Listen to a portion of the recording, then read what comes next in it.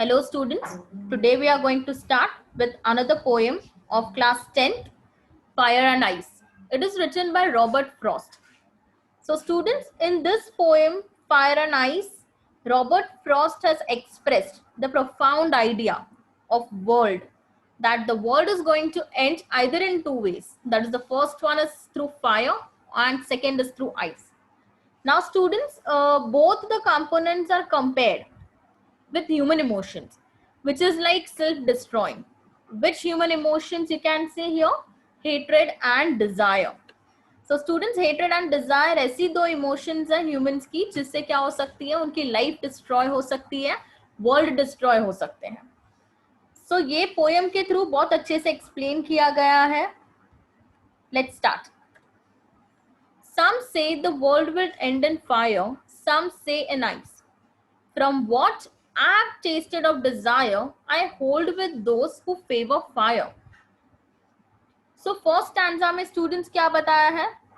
Robert Frost जो है उन्होंने बताया है कि वर्ल्ड एंड होने वाली है फायर में. कुछ लोग कहते हैं कि वर्ल्ड कैसे एंड होगी? Because of fire. अब स्टूडेंट्स, फायर से कैसे एंड हो सकती है वर्ल्ड?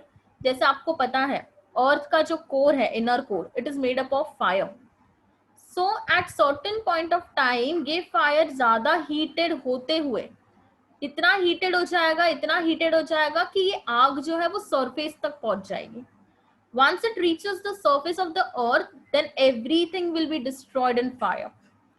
So कुछ लोग क्या कहते हैं कि वर्ल्ड फायर में एंड होगा, फायर के थ्रू, या कुछ कहते हैं कि वर्ल्ड कैसे एंड होने वाला है? आइस के थ्रू.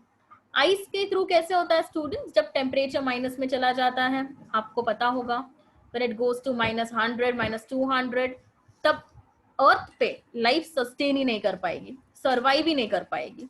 सो पूरी वर्ल्ड जो है वो खत्म हो जाएगी because of this ice, minus temperature.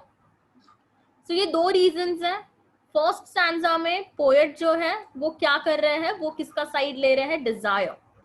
वो बता रहे हैं कि यस, मुझे ऐसा लगता है कि फायर की वजह से वर्ल्ड एंड होगी. एंड यहाँ पर स्टूडेंट्स फायर को डिजायर के साथ कंपेयर किया है. डिजायर दैट इज, वो पोएट बताते हैं कि लोगों की डिजायर्स इतनी होती है, लोगों की डिमांड्स, एस्पिरेशंस, लाइफ में सक्सीड होने के डिजायर इतनी होती है कि वो खुद के साथ साथ सारे लोगों को डिस्ट्रॉय कर देते हैं. वो compete करने लगते हैं एक दूसरे से एंड फाइनली जब अनसक्सेसफुल हो जाते हैं तो सारे लोगों को भी डिस्ट्रॉय कर देते हैं. सो यहाँ पर फेवर का मीनिंग दिया है approval, desire, a strong feeling to have something. So जिसकी वजह से क्या होगा स्टूडेंट्स? पूरे हम देखेंगे वर्ल्ड डिस्ट्रॉय होने का चांसेस है. Next. But if it had to perish twice, I think I know enough of hate to say that for destruction ice is also great and would suffice. यहाँ पर perish का मतलब है die, suffice sufficient. So second stanza में क्या बताया है कि ice जो है वो भी equally compete करता है fire के साथ. आइस भी क्या कर सकता है स्टूडेंट्स? वैसे ही पूरे वर्ल्ड को डिस्ट्रॉय कर सकता है. माइनस में अगर टेम्परेचर रहा तो वर्ल्ड क्या हो जाएगी स्टूडेंट्स? खत्म हो जाएगी. सो यहाँ पर आइस जो है वो डिजायर, दैट इज बोल सकते हो आपकी फायर की तरह ही काम करता है वर्ल्ड को डिस्ट्रॉय करने का. बट यहाँ पर आइस को हेट के साथ कंपेयर किया है. जैसे फर्स्ट में हमने देखा था फायर को डिजायर के साथ किया था, वैसे यहाँ पर आइस को क्या बताया है? हेट्रेड का सिंबल बताया है. सो ये बताया है यहाँ पर कि आइस जो है वो क्या हो जाएगी? एक दिन दुनिया को खत्म कर देगी. लोगों में इमोशंस जो है हेट्रेड की, वो क्या बन जाएंगे? एक रीजन बन जाएंगे. लोग एक दूसरे के साथ compete करेंगे.